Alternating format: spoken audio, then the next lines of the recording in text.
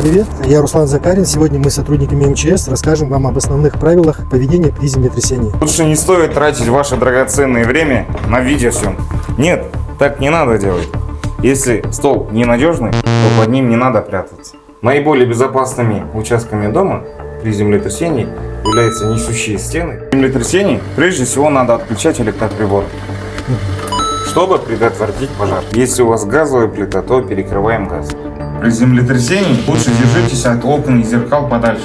А я вот слышал, что при землетрясении можно еще прятаться в шкафах. Нет, это не безопасно, потому что тяжелая конструкция может упасть на вас. Необходимо заблаговременно приготовить тревожный чемоданчик. В тревожном чемодане должно быть документы, средства гигиены, наличные средства и так далее. При землетрясении категорически запрещается пользоваться лифтом. После прекращения толчков спускайтесь по лестнице. Подписывайтесь, чтобы знать, как спастись в экстренных ситуациях. Берегите себя, МЧС спасает, предупреждает.